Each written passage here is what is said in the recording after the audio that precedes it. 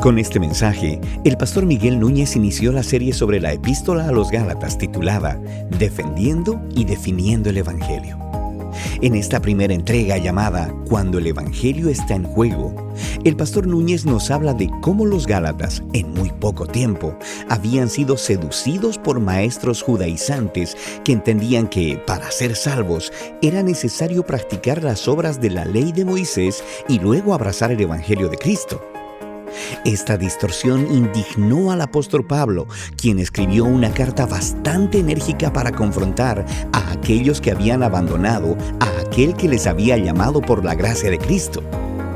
En esta carta, el apóstol Pablo parece estar horrorizado con este hecho y aprovecha la oportunidad para confrontarlos y para instruirlos en el entendimiento de lo que es la salvación por gracia a través de la fe puesta en Cristo Jesús, que no es otra cosa que el Evangelio.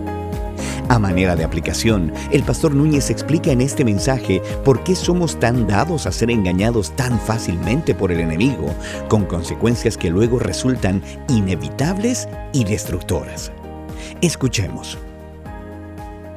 Señor, esa es una gran realidad. Tú eres la roca, el resto es arena movediza. Señor, en ti estamos plantados, en ti hemos creído, en ti seguiremos creyendo. Gracias, Padre, por haber dado lo más santo de los cielos, tu Hijo Jesús, por lo más vil y pecaminoso de la tierra a nosotros. Enlodados en el pecado, atados a cadenas, privados de un albedrío que tú nos diste en libertad y nosotros lo esclavizamos en medio de la oscuridad de las naciones, sin visión, sin sendero, sin camino, sin saber por dónde ir, dando vueltas a tientas. Y tú enviaste a tu Hijo y le llamaste el camino. Nosotros que abrazamos la mentira y tú nos diste a tu Hijo y le llamaste la verdad. Y nosotros que estábamos muertos en delitos y pecados, tú diste a tu Hijo y le llamaste la vida. Gracias por el camino, la verdad y la vida, Jesús. En esta mañana nosotros queremos comenzar a ver otra más de tus cartas, de las cartas en el Nuevo Testamento, escrita por una persona humana, inspirada por el Espíritu. Ayúdanos a aquilatar todo lo que esta carta tenga que decirnos en las próximas semanas. Abre nuestro entendimiento, no simplemente para entender mentalmente, cerebralmente el contenido, sino para poder aquilatar lo que tú revelas en estas páginas. Te pido por mí, te pido por mi iluminación, mi dirección, que el texto me gobierne, que tu Espíritu me guíe. Tu Hijo sea exaltado. Y aprovecho para orar por otro de los nuestros que va a estar predicando en otra iglesia, Reinaldo. Sé con él, donde él va a estar más tarde predicando. Ayúdale, bendícele, dale gracia, dale autoridad, dale claridad de ideas. Te pido por un hermano también, predicador de una iglesia hermana, con quien intercambiamos mensajes anoche. Te pido por Salvador Gómez, que va a estar predicando en nuestra hermana iglesia IBCJ. Sé con él, con ellos. Visítalos en grande, oh Dios. Y así te pido por otros pastores, no solamente en esta nación, sino en otras latitudes. Danos un día grandioso a lo largo de toda la tierra. Danos un Pentecostés terrenal en cierta medida. Ya lo hubo, no estamos esperando un segundo, simplemente una especie de, para que hoy día sea un día de gloria. Que lo pedimos en Cristo Jesús. Su pueblo dice, amén, amén. Bendiciones, podemos sentarnos.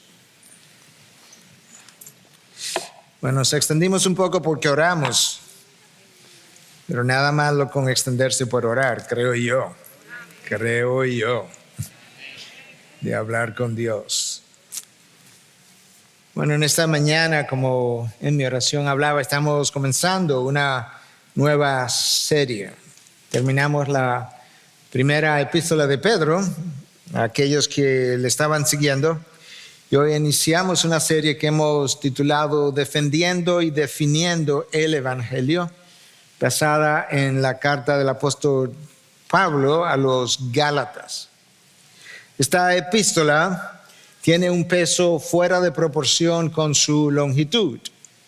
No es una epístola tan extensa, no es de las más cortas, pero no es tan extensa.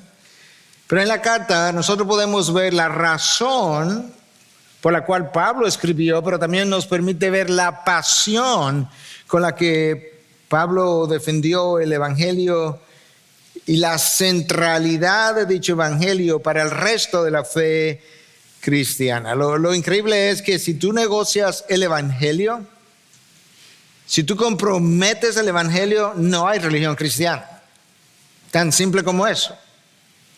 Si tú comprometes el Evangelio, el movimiento cristiano por completo se deshace y de hecho todas las iglesias dejan de ser.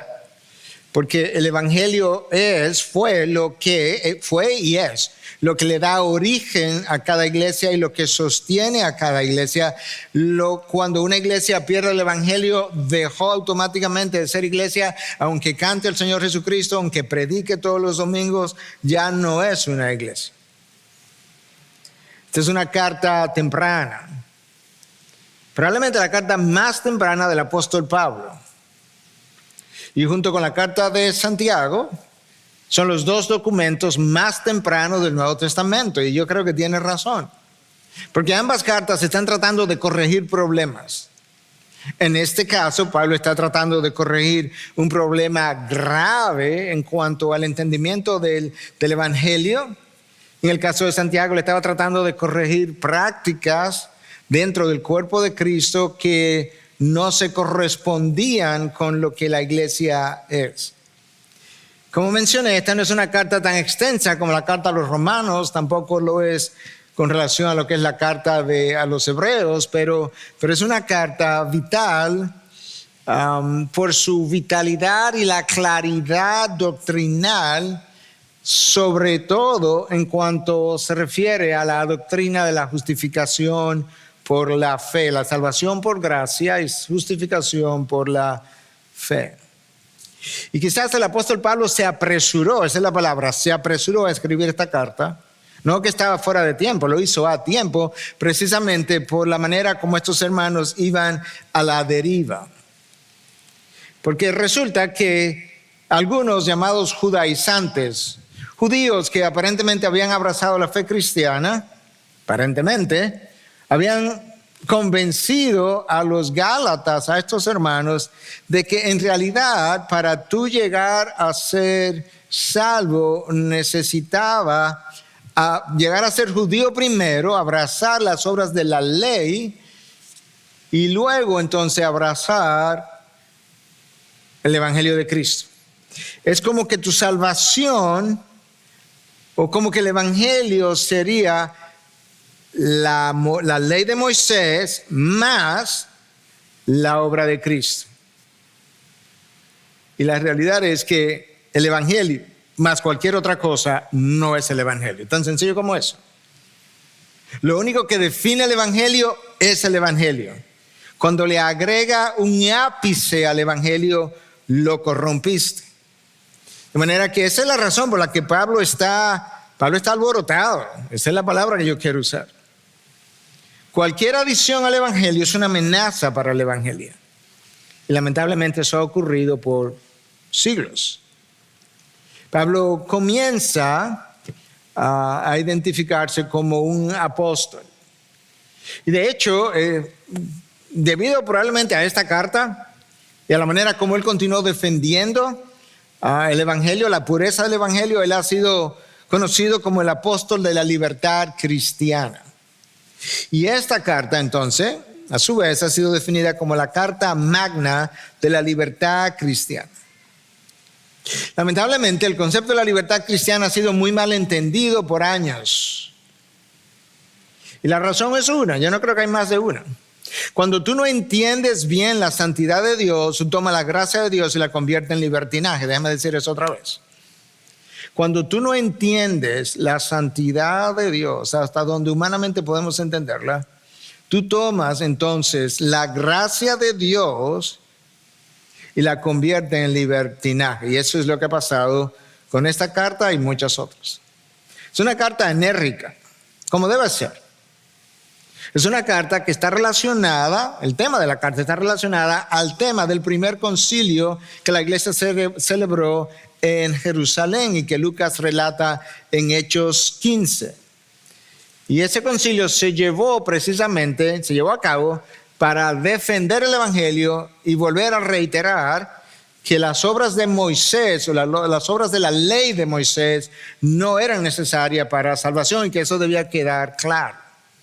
Lo que el texto del libro de los Hechos nos dice es que una vez Pablo y Bernabé regresaron de su primer viaje misionero, salieron de Antioquía, regresaron a Antioquía. Cuando ellos regresaron a Antioquía, entonces ellos dieron un reporte de cómo Dios le había abierto puertas a los gentiles para salvación. Y luego en Hechos 15, eso está en Hechos 14, en Hechos 15, próximo capítulo, se nos dice en 1 y 2, versículo 1 y 2, que algunos que venían de Judea, o sea, Pablo y Bernabé llegan a Antioquía y dicen, hermano, esto es increíble lo que Dios está haciendo entre los gentiles. ¿Se acuerdan cómo los gentiles eran considerados como impuros, inmundos, y cómo se suponía que los judíos no se mezclaran con ellos? Pues las cosas han cambiado totalmente. Dios nos dio una bendición extraordinaria entre ellos, y cuando ese reporte se dio en Antioquía, algunos que venían de Judea, de Jerusalén, enseñaban a los hermanos, si no os circuncidáis conforme al rito de Moisés, no podéis ser salvos. Como Pablo y Bernabé tuviesen una discusión y contienda no pequeña con ellos, se dispuso que subiesen Pablo y Bernabé a Jerusalén y algunos otros de ellos a los apóstoles y a los ancianos para tratar esta cuestión. ¿Cuál cuestión? Esta cuestión de que había que circuncidarse para ser salvo. Esto de que había que seguir las obras de la ley de Moisés otra vez. Y Pablo y Bernabé dijeron, como dicen los americanos, no way, no hay manera. Esto no. Para esto vino Cristo precisamente, para cumplir esa ley y que ya nosotros no tuviésemos que estar debajo de esa ley. Entonces eso motivó que se convocara el primer concilio de la iglesia y que se escribiera una carta que está en Hechos 15 también, para que esa carta fuera distribuida a todas las iglesias donde habían hermanos judíos, que todos entendieran que no se le iba a pedir a los gentiles ni que circuncidaran ni ninguna otra cosa relativa a la ley de Moisés. Esa era la misma situación en estas iglesias de la región de Galicia. Judaizantes se infiltraron y comenzaron a enseñar que estas leyes relativas al judaísmo eran necesarias. De hecho, eso no ha parado. En muchas congregaciones llamadas mesiánicas, eso está todavía. Son congregaciones judías, nota que dije muchas, no dije todas. Son congregaciones judías donde toda la ley se sigue llevando, más el evangelio de Cristo. Eso indignó a Pablo. Porque hacía poco tiempo que Pablo había estado con los Gálatas y le había enseñado la salvación por gracia a través de la fe sin ninguna otra cosa. Y Pablo entonces se ve la obligación de escribir una carta para defender y definir el evangelio. Porque esta gente había comenzado a seguir otro evangelio, que en realidad no era ningún otro, porque no hay más de uno, como él dice en los versículos 6 al 10. De hecho, en esta misma carta, Pablo relata cómo en Antioquía él se encontró con Pedro y confrontó a Pedro públicamente por el mismo hecho, porque Pedro fue quien recibió la visión de que los judíos y los gentiles serían un solo pueblo, ya no habría división entre ellos y que ellos iban a ser salvos, los gentiles serían salvos de la misma manera que los judíos y los judíos de la misma manera que los gentiles por medio de la sangre de Cristo. Y resulta que Pedro, siendo el que había recibido la visión, quien enseñó al resto de la iglesia esta nueva idea, de repente cuando subieron judíos de Jerusalén, no quería juntarse con los gentiles por temor a los judíos. Wow. Con esa introducción, entonces yo quiero leerte los primeros 5 versículos de la carta para un poco más adelante leer del 6 al 10. Escucha lo que la carta dice. Pablo, versículo 1, Gálatas 1, apóstol, no de parte de hombres, ni mediante hombre alguno, sino por medio de Jesucristo y de Dios el Padre, que lo resucitó de entre los muertos, y todos los hermanos que están conmigo, a las iglesias de Galacia. Gracia y paz a ustedes de parte de Dios nuestro Padre y del Señor Jesucristo, que Él mismo se dio por nuestros pecados para librarnos de este presente siglo malo, conforme a la voluntad de nuestro Dios y Padre, a quien sea la gloria por los siglos de los siglos. Amén. La carta sigue un formato similar a las cartas de aquel tiempo. Lo primero que hacía quien escribiera que se identificaba, el autor de la carta es identificado, luego se identificaba el destinatario de la carta, quien se enviaba la carta, y luego había un breve saludo o bendición. Entonces, en cuanto a la autoría, la iglesia primitiva aceptó y continuó aceptando con muy pocos desafíos que Pablo ciertamente fue el autor de esta carta, pero la envió, él lo dice aquí en el versículo 2, junto con todos los hermanos que están conmigo. Es como yo escribo, es como que yo estoy escribiendo, yo hago una carta y le digo a quien le estoy escribiendo, y mi esposa Katy también envía esto conmigo y te saluda o te bendice o algo similar. Entonces aquí está la identificación del autor. Pablo, apóstol, no de parte de hombres ni mediante hombre alguno, sino por medio de Jesucristo y de Dios el Padre, que lo resucitó de entre los muertos. Él usa la palabra apóstol, la palabra ahí es apóstolos.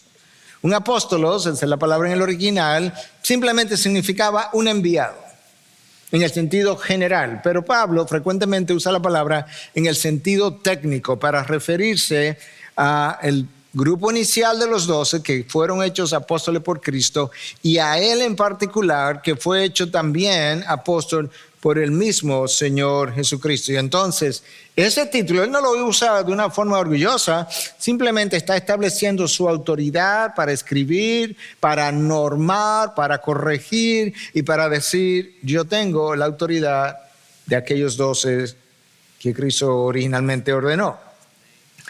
Y Pablo clarifica cómo él fue ordenado. Él dice: yo soy apóstol, no de parte de hombres. En otras palabras, no fue el concilio de Jerusalén que me envió. No fue Pedro, no fue Juan, no fue Jacobo que se reunieron y me ordenaron al apostolado. No de parte de hombre ni de hombre alguno. Nosotros conocemos su historia. Pablo iba camino a Damasco, montado quizás en un caballo, y fue tumbado al suelo, fue interceptado por el Señor Jesucristo. Cristo le dice: Saulo, Saulo, ¿por qué me persigue? Y Dios entonces lo llama, Cristo lo llama a salvación, y ahí mismo lo llama a su ministerio. Pablo se va a Arabia, lo vamos a ver más adelante en los versículos 17 y 18, por 3 años. Durante ese tiempo, él es enseñado directamente por el Señor Jesucristo. Él dice más adelante que él recibió el evangelio no por hombres, sino por revelación de Cristo Jesús. Y después de esos 3 años en Arabia, él sube a Jerusalén. Todo el que iba a Jerusalén, se hablaba de subir a Jerusalén porque estaba en cierta altura la ciudad. Él sube a Jerusalén, se presenta donde Pedro, pasa 15 días con él, eso está en esta carta. Luego pasa tiempo con Jacobo, y ellos eventualmente le dan el apoyo, el endoso a su apostolado como a los gentiles. Entonces, ¿cuándo escribió Pablo esta carta? Bueno, ahí las opiniones están divididas. Algunos piensan que la escribió antes del primer concilio de Jerusalén, probablemente en el año 48 de esta era. Si ese fue el caso, entonces se piensa que la escribió desde Antioquía. Cuando regresó de su primer viaje misionero ahí, entonces él escribe esta carta. Pero otros piensan que él escribió esta carta después del primer concilio de la iglesia, lo cual pondría probablemente la fecha en el año 55, y en ese caso él hubiese escrito desde la ciudad de Éfeso. ¿A quién le envió la carta? Bueno, como ustedes conocen, Pablo frecuentemente envió sus cartas a una iglesia: Tesalónica, Éfeso, Colosas, Filipos, Corinto. Esta no fue a una iglesia. Claramente dice, a las iglesias, versículo 2, a las iglesias de Galacia. Galacia era una región en el centro de lo que hoy es Turquía.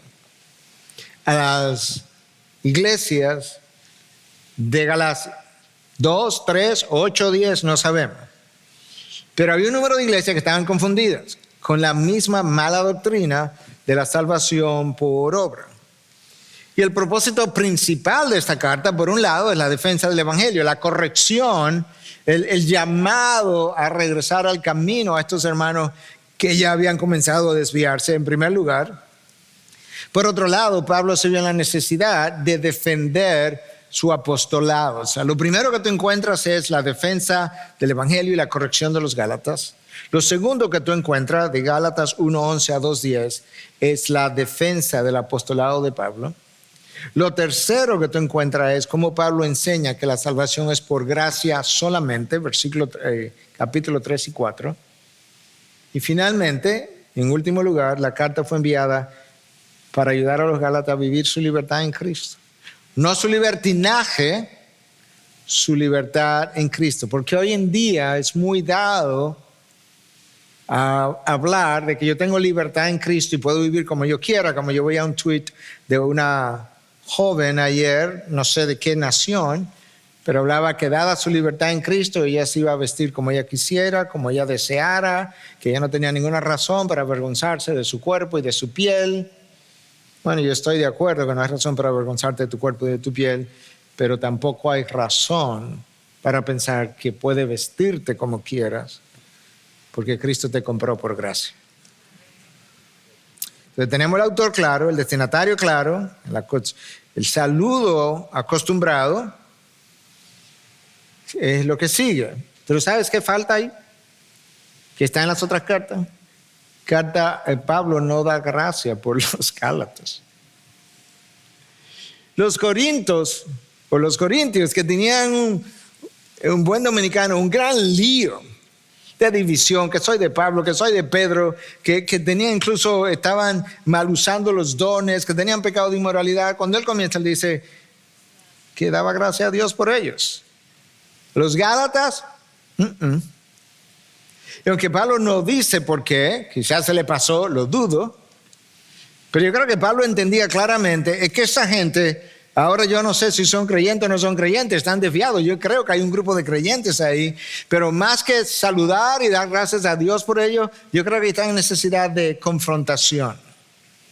Yo creo que Pablo tenía claro que hay un tiempo para cada cosa, hay un tiempo para agradecer y bendecir, y hay un tiempo para confrontar y sacudir. Y esas dos cosas no están divorciadas del amor.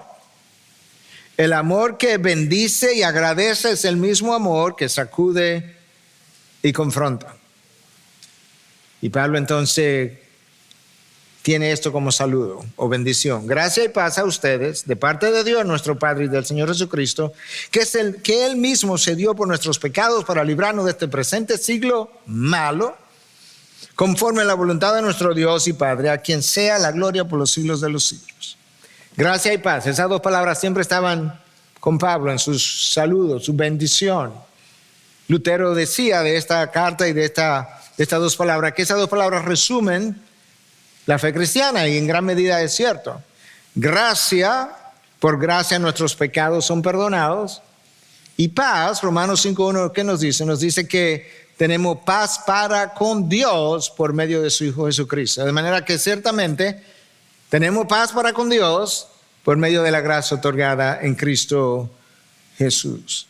La bendición es enviada de parte de Dios Padre, quien nos eligió desde la eternidad pasada, pero dice también que viene enviada de parte del Señor Jesucristo, no porque sean dos dioses, obviamente, tú conoces eso, sino para que quede claro que la Trinidad trabaja en conjunto, y el mismo Padre que envía bendición tiene a un Hijo que también envía bendición. Y Pablo, en la introducción, versículo 3, él comienza a ver, si hay algo que Pablo hace, es que cuando él comienza a redactar su carta, si tú lees sus primeros 10 versículos, ya como que tú sabes de qué que él va a hablar. Y en el versículo 3 Pablo dice, que la bendición viene de parte de Cristo Jesús, que se dio a sí mismo por nuestros pecados, de eso que él va a hablar, para librarnos de este presente siglo malo. Pablo nos deja ver que nosotros hemos sido hechos libres de dos cosas: el pecado, Cristo vino para librar nuestro pecado, y de este siglo, él como que los separa. En otras palabras, la muerte de Cristo nos libra de vivir como este mundo vive, sin propósito, sin sentido, dado a la inmoralidad, dado al libertinaje, dado a la rebelión, dado a la insatisfacción. Cristo nos libró de eso, pero nos libró de eso librándonos de nuestros pecados. Las obras de la ley no han contribuido en nada a nuestra salvación. Más bien, las obras de la ley apuntaban, nos dejaban ver la imposibilidad que el ser humano tiene de cumplirlas, y como hay una imposibilidad de cumplirlas, las obras de la ley nos deben empujar a Cristo, quien la cumplió por nosotros.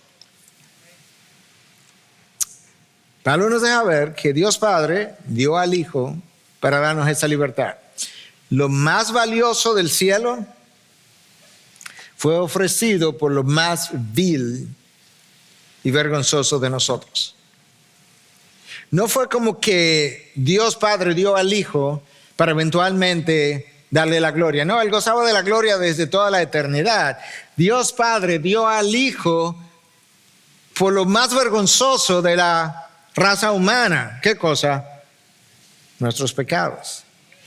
El Padre no dio al Hijo para que el Hijo llegara a ser el presidente mundial del globo terráqueo. No. Lo más santo de Dios por lo más vil de nosotros. Nuestro pecado es tan inmenso que no había ninguna cosa, no había ni hay, que podía ser ofrecida, como se ofreció en el Antiguo Testamento, para que nuestros pecados quedaran perdonados. ¿Puedes creer eso? Nada, absolutamente nada. De hecho, ninguno de los sacrificios, ni el conjunto de ellos en el Antiguo Testamento, por cientos de años, pagó por pecado alguno. Romanos 3 habla de eso. Simplemente esos sacrificios cubrieron el pecado de nosotros hasta que llegara Cristo. No pagaron uno solo. Así de vil, de malvado, de grande, de inmenso, de infinito en nuestro pecado. Lo único que podía pagar por mi transgresión infinita es la santidad infinita del Hijo colgada en una cruz ofrecida a mi favor. ¿Tú estás entendiendo la profundidad de tu pecado y de mi pecado? Por eso yo oraba y decía, no nos permita simplemente entender cerebralmente el contenido de esta carta. No, es que yo necesito sentir en serio, así de horrendo, de horripilante, de infinito. Es mi pecado, que no había absolutamente nada que se podía ofrecer. No había sacrificio, no había cordero, no había carnero, no había incienso, no había conjunto de ellos, no había nada. Es más, uno de los profetas del Antiguo Testamento dice, tú puedes quemar toda esta llanura en incienso y no sería suficiente para el perdón de pecados. Y Cristo vino a librarnos no solamente de los pecados, sino de este siglo malo. Eso es como Pablo lo califica. En realidad, una mejor traducción diría de este siglo pecaminoso. La traducción en inglés dice evil. Eso es como esta era es clasificada. Por eso es que Satanás es llamado el Dios de este mundo. Este es el reino de Satanás. Yo no sé si tú lo entiendes así. Este es el reino de Satanás. El reino de Cristo va a ser instaurado. Por ahora, este es el reino de Satanás. ¿Tú quieres saber cómo explicar el caos, el desorden, el dolor, el sufrimiento, las muertes, las enfermedades? Este no es el reino de Dios. Este es el reino de Satanás. Él es llamado el Dios de este mundo. Y los Gálatas escucharon esa enseñanza y pensar que después de haberlo aprendido, después de corto tiempo, ellos se estaban desviando del camino, se estaban alejando del camino, y en alejarse del camino, ¿sabe qué estaban haciendo? Se estaban alejando de la salvación.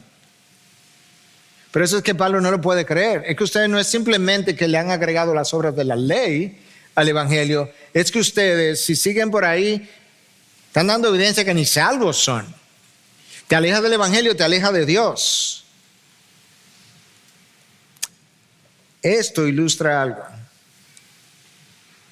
Esto ilustra que tú y yo podemos creer algo hoy, afirmar algo hoy, que sea verdadero, que sea bíblico, vivir algo hoy, defender algo hoy y mañana negar con palabras y o hechos lo que una vez creímos, defendimos, afirmamos y vivimos. Y en poco tiempo se puede ocurrir. Esa es la realidad y esa es la pena. Yo te hablé de hace un momento atrás.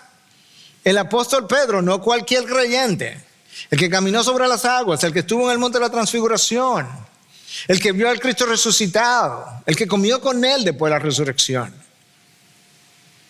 recibe una visión donde se les dice que los gentiles ya son parte del pueblo de Dios, serán parte del pueblo de Dios a través de la misma salvación, que ya no son un pueblo inmundo, que ya no están separados de los judíos, que se unan y él baja. Eso es Hechos 11, y él baja a Jerusalén, lo están esperando cuando él viene. ¿Cómo es posible que tú hayas entrado en casa de gentil y haya comido con esta gente, con Cornelio?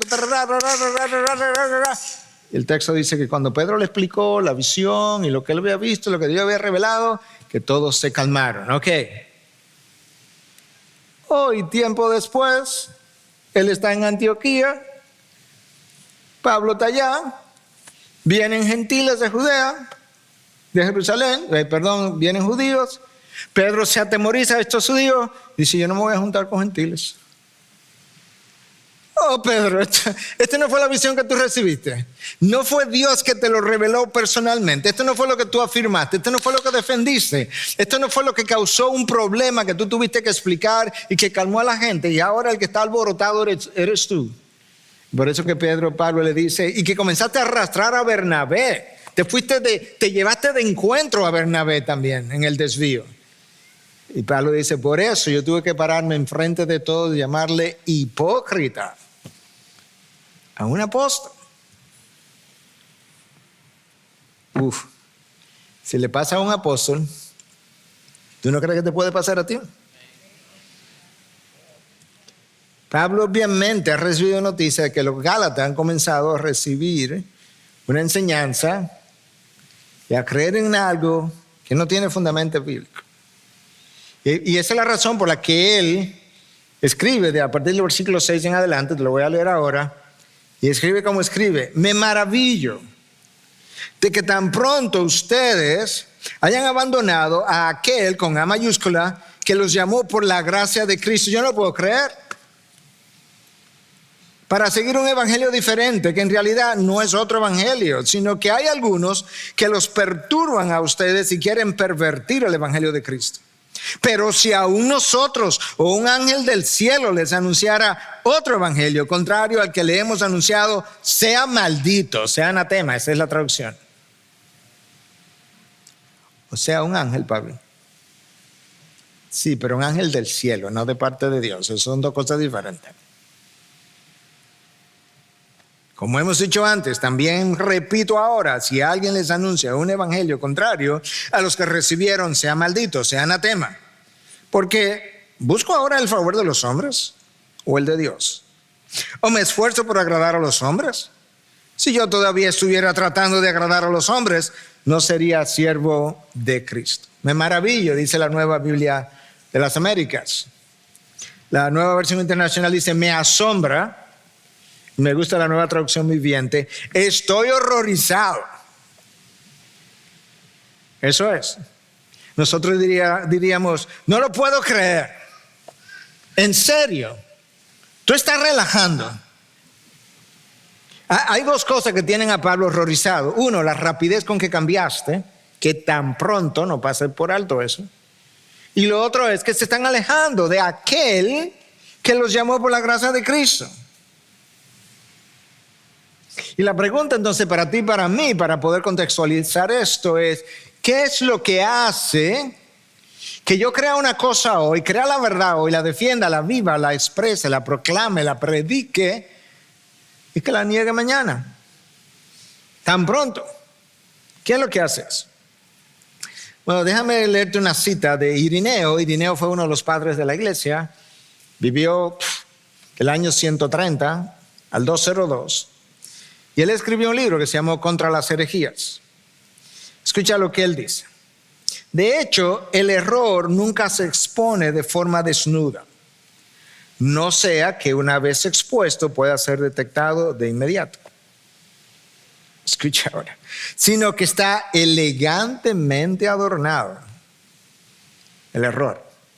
Con un vestido atractivo, de manera que por su apariencia exterior les haga parecer a los inexpertos más verdadero que la verdad misma. Wow. Ok, so la pregunta era esta. ¿Qué es lo que hace que puedas afirmar una verdad hoy, la puedas vivir, la puedas expresar, defender y la niegues mañana? Y Irineo dice, no, yo te voy a decir. El problema es que cuando el error viene a ti, viene elegantemente adornado y es tan atractivo que su atracción es mayor que la verdad misma. Parece más verdadero que la verdad. ¿Y quiénes son los que se confunden? Él dice los inexpertos. Yo lo voy a poner en otro lenguaje. Los que carecen de pericia doctrinal.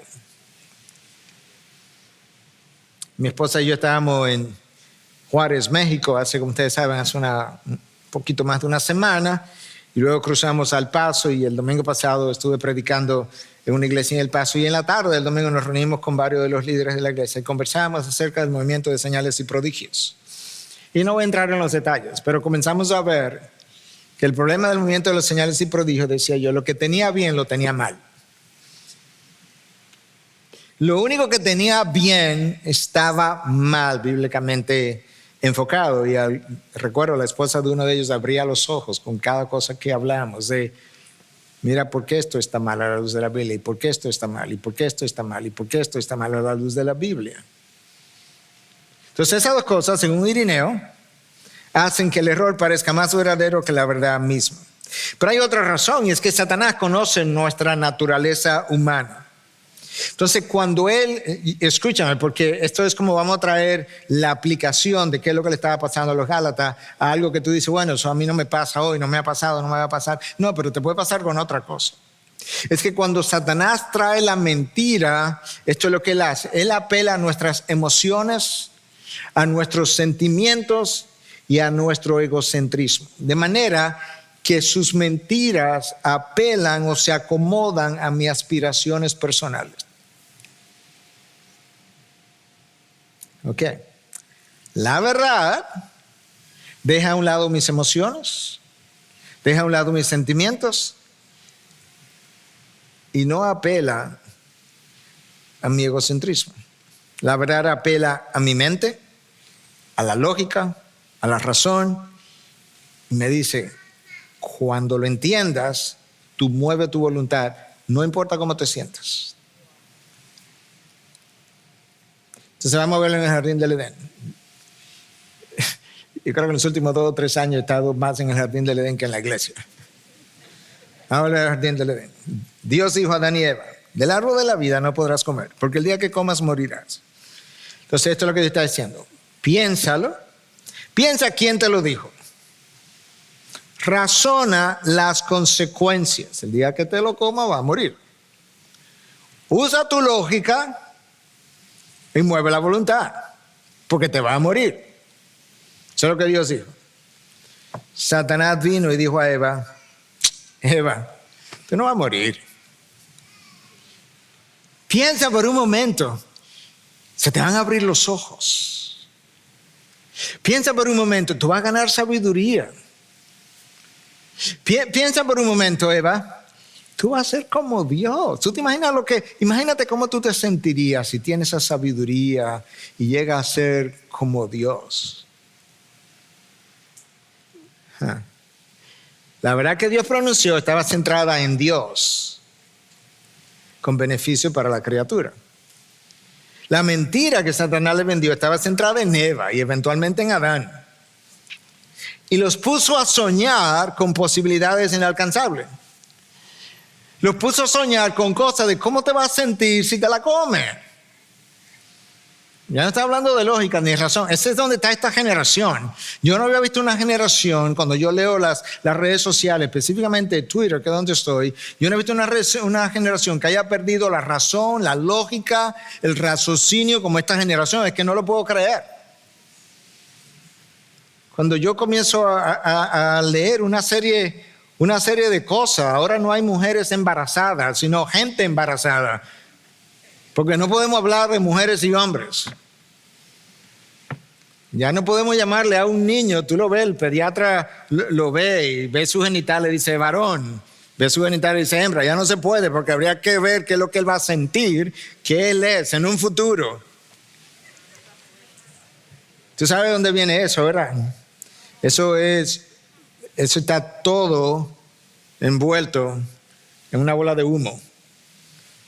Y huele a azufre. El error te vende sueños no realizables para que luego coseches consecuencias inevitables. Déjame decir eso otra vez. El error te vende sueños no realizables para que luego coseches consecuencias inevitables. Ok, vamos a regresar a Gálatas otra vez.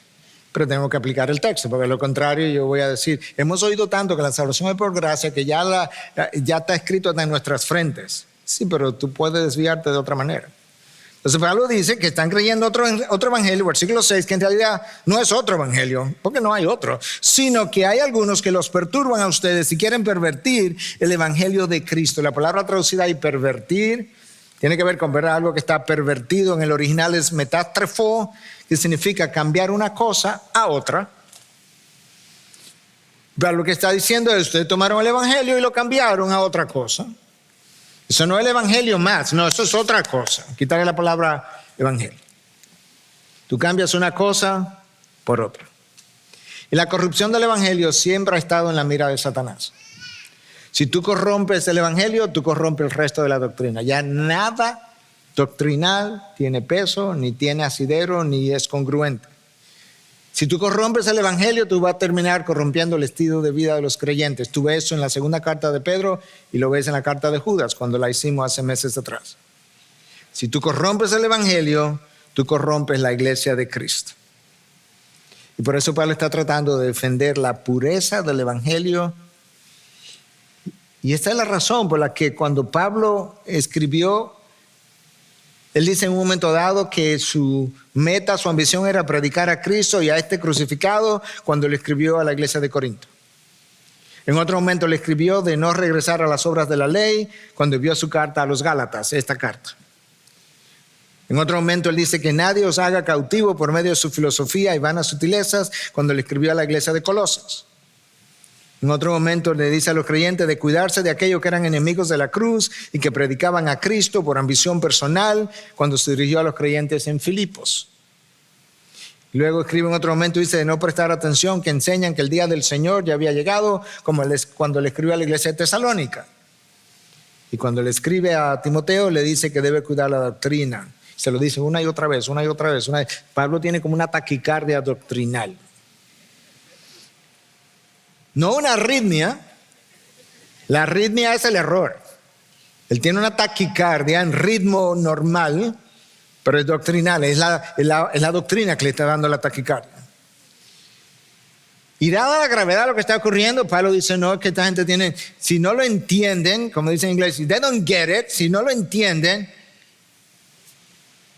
como dicen los jóvenes de hoy, si no le llegan a esto, con esto le van a llegar. Si aún nosotros o un ángel del cielo, un ángel de parte de Dios no va a venir con otro evangelio, pero un ángel del cielo podría venir, porque en las regiones celestiales que están las entes espirituales de maldad, o un ángel del cielo viene a ustedes y predica otro evangelio, pues que sea maldito. Si yo pierdo la cabeza y vengo dentro de un año, dentro de 2 y dentro de 3 y le vengo a traer otra enseñanza, ¿sabes qué? Yo estoy pronunciando una posible, potencial, futura maldición sobre mí mismo si a mí me ocurriera una cosa como esta. Pablo está diciendo, no se deben impresionar. Es como que aquí mientras yo predico, ¡boom!, aparezca un ángel luciendo extraordinariamente destellante. Un ángel de luz. Impresionante. Que yo mismo tuviera que parar y decir, wow. Bueno, y por la manera como luce, yo entendería que vino de parte de Dios. Pero de repente él me manda a callar y comienza a predicar otro evangelio que no es este. ¿Tú sabes lo que tenemos que hacer? Decirle de la maldición que habló Pablo, que caiga sobre ti ahora y vete otra vez de donde tú viniste. John Stott, hablando sobre este pasaje, dice, no debemos dejarnos impresionar, como muchos hacen, por la persona, dones u oficio de maestro en la iglesia. O sea, no se dejen impresionar por mí. ¿Okay? Ellos pueden venir a nosotros con gran dignidad, autoridad y academia. Ellos pueden ser obispo o arzobispo, profesores universitarios, aún el mismo papa. Pero si ellos traen un evangelio diferente que el evangelio predicado por los apóstoles y narrado en el Nuevo Testamento, ellos han de ser rechazados. Si yo vengo y le comienzo a predicar cosas raras en el día de mañana, háganme salir. No se vayan ustedes, háganme salir a mí. Nosotros les juzgamos a ellos por el evangelio, no juzgamos del evangelio por lo que ellos dicen. Como expresó el doctor Alan Cole, la experiencia exterior del mensajero no valida su mensaje. Más bien, la naturaleza de su mensaje valida el mensajero. ¿Entendieron? No es como yo luzco que valida mi mensaje. Es lo que yo digo que me valida a mí. Eso es lo que está diciendo este otro Alan Cole. Entonces, Pablo está dejando claro que si este ángel vendría con este mensaje, no vino de Dios, vino del cielo, pero no de Dios. William MacDonald dice algo que me pareció interesante. Dice, de la misma manera que la ley tiene una maldición para aquel que no pueda cumplirla, de hecho eso fue lo que Pablo dijo, que si tú tratas de cumplir la ley y no la cumples, tú estás bajo maldición. Todo el que está bajo la ley está bajo maldición porque no la puede cumplir. De la misma manera que hay una maldición para todo aquel que no pueda cumplir la ley, el evangelio tiene una maldición para aquellos que tratan de cambiarlo. Es como está equilibrado. La ley te maldice si tú tratas de salvarte cumpliéndola porque no lo va a hacer. El evangelio te maldice si tú tratas de cambiarlo. En la época de Pablo, los más naturales eran judíos, la gran cantidad de ellos. Era como que, ¿cómo es que vamos a corromper el evangelio? ¿Cómo es que Satanás lo va a corromper? No, déjale la ley. Trae la ley otra vez, la ley que Cristo cumplió. Pero en nuestros días, el evangelio ha sido distorsionado de dos maneras. Por un lado, todavía hay grandes cantidades de personas que llaman a Cristo Jesús Cristo, o Jesús el Cristo, pero quieren obras para perdón de pecados.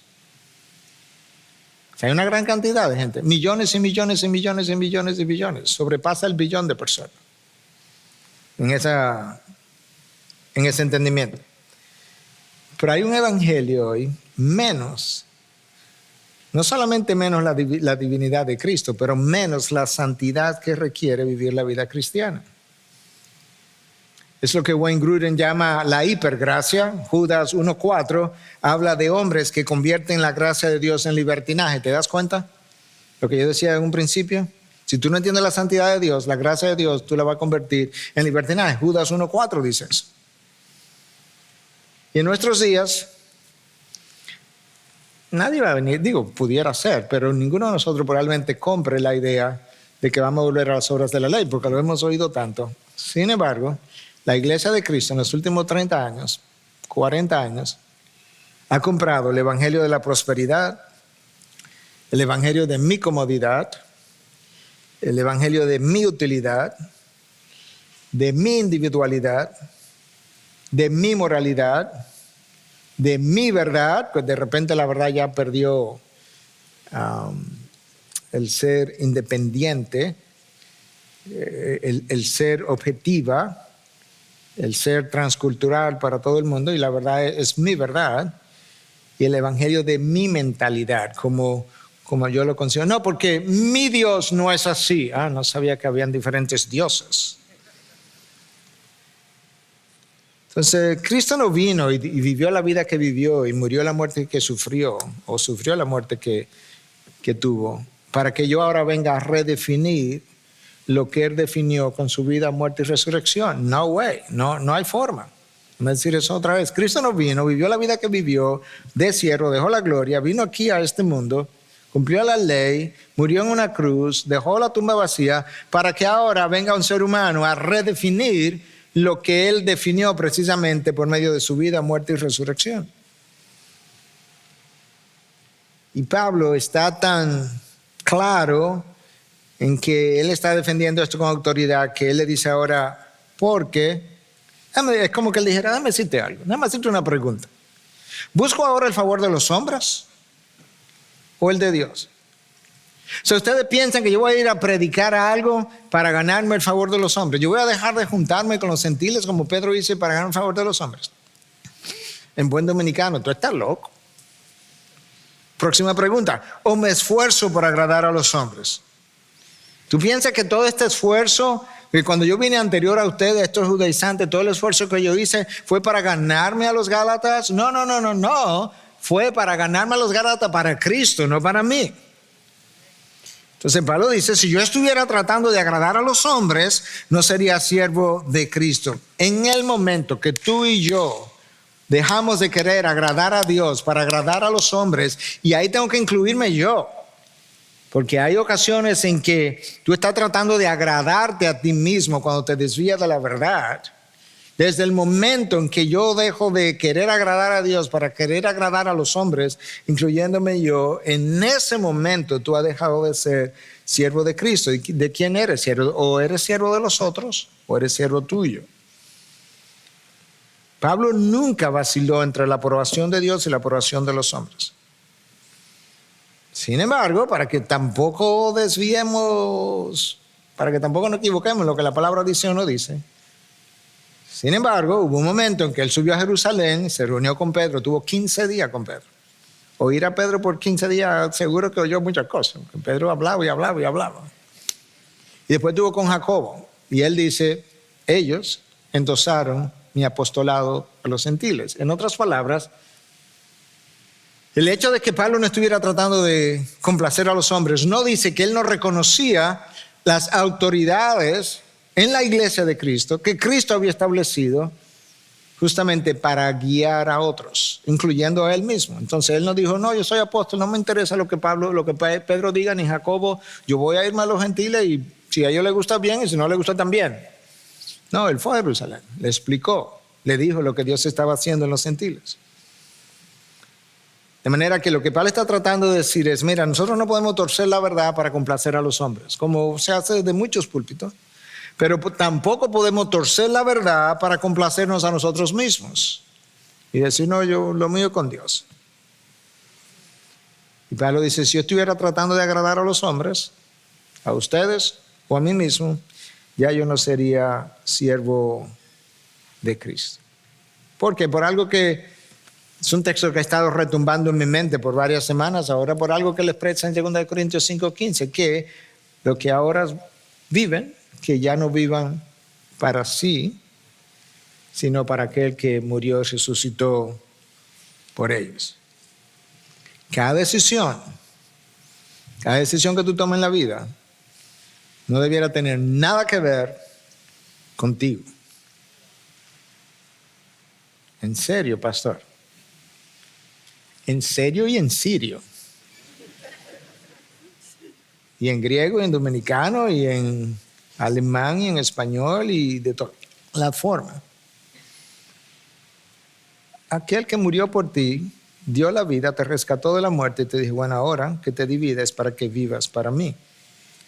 ¿Qué hacemos tú y yo tratando de decidir para beneficio propio, según mi propio entendimiento, mi propia sabiduría, de acuerdo a lo que yo entiendo, a lo que me agrada? Tú puedes hacer eso porque Satanás nos vende sueños irrealizables esperando mis cosechas inevitables. Ese fue el problema de los Gálatas. Las próximas semanas estaremos viendo de qué manera Pablo continúa entonces ayudándoles a ellos a entender el Evangelio, lo que es, lo que no es, cómo se cometen estos errores, cómo se desvían, cómo la salvación que recibieron fue por gracia. Pero mi oración por cada uno de nosotros no es que entendamos los conceptos teológicos doctrinales, que hay que entenderlo. Es que entendamos las implicaciones que tienen para la libertad bíblica cristiana y las implicaciones que tienen cuando yo los violo. Porque una lejanía de la verdad es una lejanía de Dios. No es tan simple como parece. No es como que simplemente me equivoqué. Es que me equivoqué pero me alejé. Y ahí es donde Satanás hace su mayor y mejor trabajo. Padre, gracias.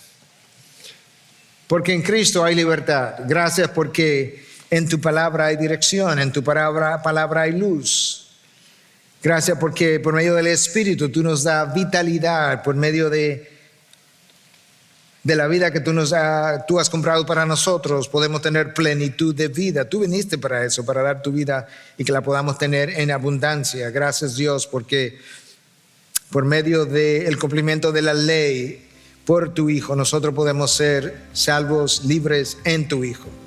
Gracias por tus promesas. Gracias porque diste lo mejor de ti por lo peor de nosotros. Gracias por limpiarnos. Gracias por separarnos. Gracias por librarnos de un siglo malo, de un siglo pecaminoso, de una muerte eterna, de una condenación para salvación. Gracias por el gozo que tú pones en nuestros corazones. Pon gozo en tu pueblo, Dios. Pero pon también apreciación por la obra de Cristo. Amor por el Cristo resucitado. Amor por el Padre. Amor por el Espíritu. Para la gloria de Cristo hemos predicado, oh Dios. Pero hemos predicado de parte de Dios y delante de Dios. Y creo haber predicado en dependencia de tu Espíritu. En Cristo Jesús. Y su pueblo dice, amén, amén. Bendiciones.